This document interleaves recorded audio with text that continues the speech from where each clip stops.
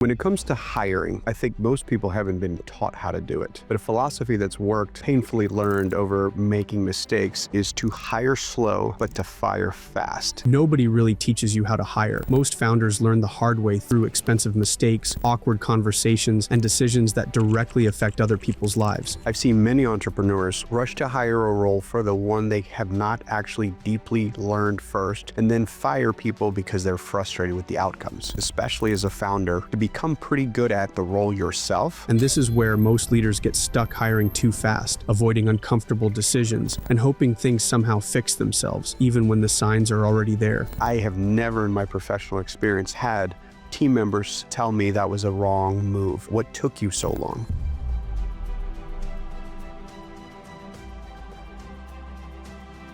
When it comes to hiring, I think most people haven't been taught how to do it. But a philosophy that's worked, painfully learned over making mistakes, is to hire slow, but to fire fast.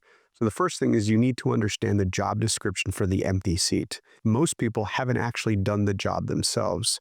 I've seen many entrepreneurs rush to hire a role for the one they have not actually deeply learned first, and then fire people because they're frustrated with the outcomes. So in my experience, especially as a founder in getting started in any entrepreneurial journey, is to become pretty good at the role yourself. So then you know exactly what you're looking for in that person so you can hold them accountable.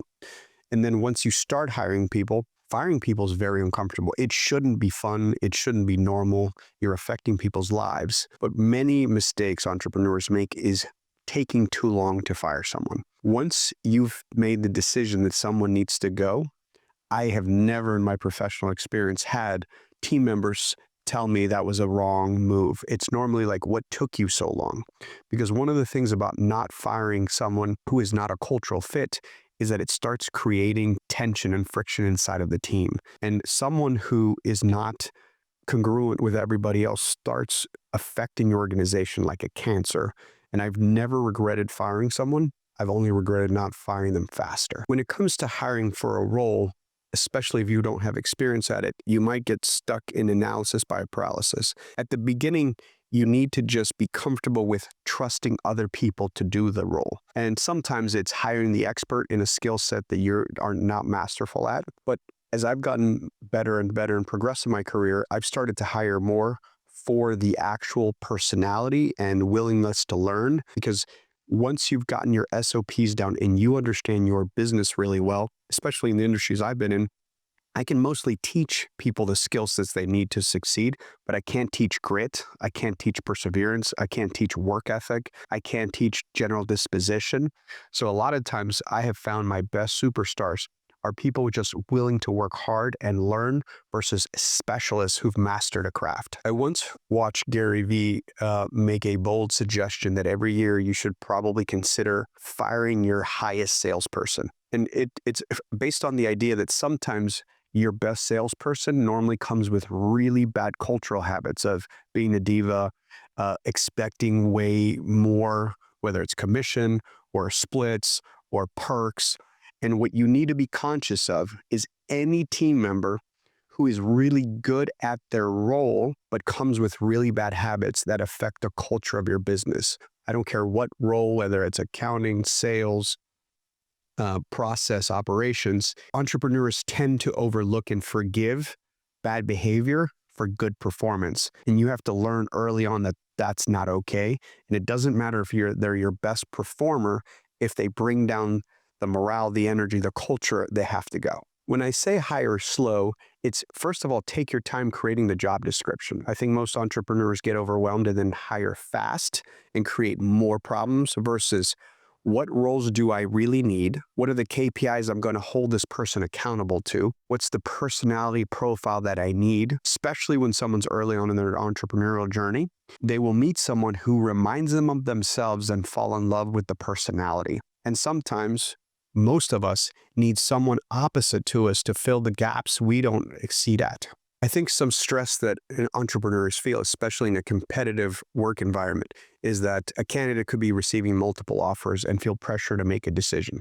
With most things, there's never been regret because there is a bunch of humans who are always looking for opportunity. I would be more focused on finding the people you want to be in business with, and when you feel ready to make that offer, go ahead and make it. But also remember that markets cycle. There are moments where it's very competitive. You will experience as an entrepreneur moments where you have 10 resumes and there's so many candidates that it's actually hard to make a decision. So just remember that everything's cyclical. When it comes to firing fast, first of all, with a new hire, I would recommend a 90-day probationary period where they haven't even secured the job, where you guys can both get to know each other. So if there are red flags or missing, obvious KPIs or responsibilities, you make that decision in the first 90 days. But when I say fire fast, is normally you should have some lines in the sand and some non-negotiables that if people cross, there's not much of a conversation about it. There's no second chances and you just move on. One of the tall tale signs as an entrepreneur that you've waited too long to fire someone is when that person is starting to really affect the culture. People don't want to come to meetings. People roll their eyes, don't feel comfortable being in the office with this other person. And normally when you do fire them, there is a collective relief of what took you so long.